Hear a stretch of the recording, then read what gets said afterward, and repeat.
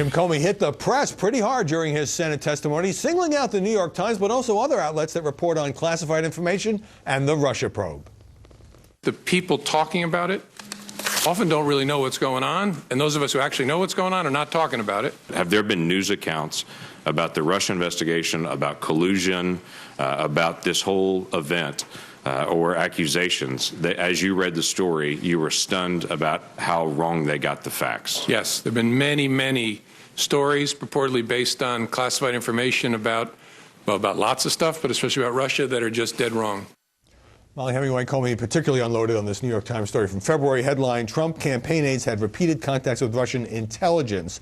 The Times did do a story on that, but didn't get a whole lot of media coverage that he was attacking the New York Times. Yeah, it was interesting how much of what Jim Comey said about the media didn't get reported by the media. He really said that they have had problems with how they report. He didn't specify how this story was wrong in the New York Times, and they didn't really do much to check it other than reread their story. They said they couldn't contact their sources again, and that he had given them no information, so they weren't going to change their story. But it does speak to the problem with anonymous sources. We have had so many stories using selective leaks from anonymous sources that nobody else can verify that have turned out to be wrong. This is one where Jim Comey claims that that story is wrong. He also referenced, I think it was a Washington Post story about being duped by an email that he wasn't duped by. There were also just the overarching narrative that he was going to claim in testimony that he had never told Donald Trump he was not under investigation. Sorry for the double negative there, which all turned out to be not true. This is just a pattern of problems with anonymously based stories, and the media need to stop relying so much on the anonymous sources and start getting some people on the record, because their stories sure seem to change when they do. Well, let's take a look at New York Times reporter Michael Schmidt, one of the authors of that story, pushing back against the Comey criticism. We've never been given an explanation by the FBI. We went back to the FBI today and said, please clarify for us, tell us where we were wrong, and they did not provide us that information.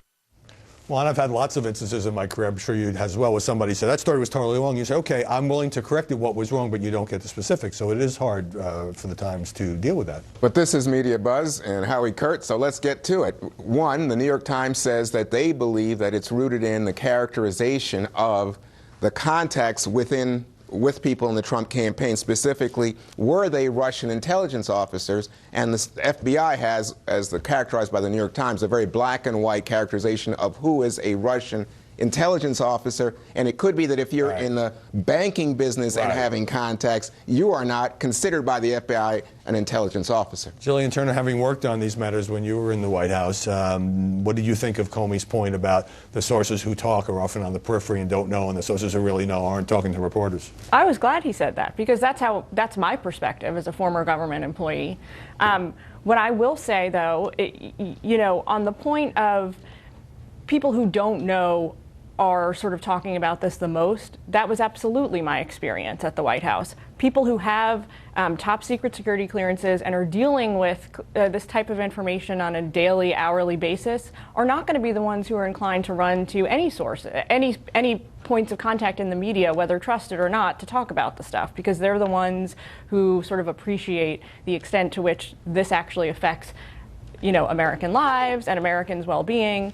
So I was happy to hear him say that. Having said that, if you believe the media reports themselves, they were saying that they were being leaked to by high-level former Obama officials. High level is the key. And in fact, when you look at the appointees. dossier story, that was something known by very few people. That would have been intelligence chiefs or very few other people. It is the height of silliness to see Jim Comey saying, people who know don't leak, when it seems like that story was leaked precisely to undermine the president. But the dossier story, now he said he refused to comment on it. I thought he was going to blow that out of the water, Molly. He didn't. And he probably doesn't want to comment on it because the FBI should have had nothing to do with that silly dossier. And there's a lot that media people should be looking into with that dossier story. This is a dossier that has not been confirmed and put together by an ex-spy, a lot of unsubstantiated charges. Comey kind of put it in play by putting it in his opening statement. By the way, I agree with you about anonymous sources, but the leaked stories to the Washington Post and New York Times about Comey's version of these contacts with President Trump did turn out to be true, probably largely because they were leaked by Comey or people close to him. Molly Hemingway, Juan Williams, thanks very much for joining us this Sunday. Up next, remember Infrastructure Week is the press all but ignoring the rest of the Trump agenda. And later, Bill Cosby is on trial, but was he convicted long ago by the media?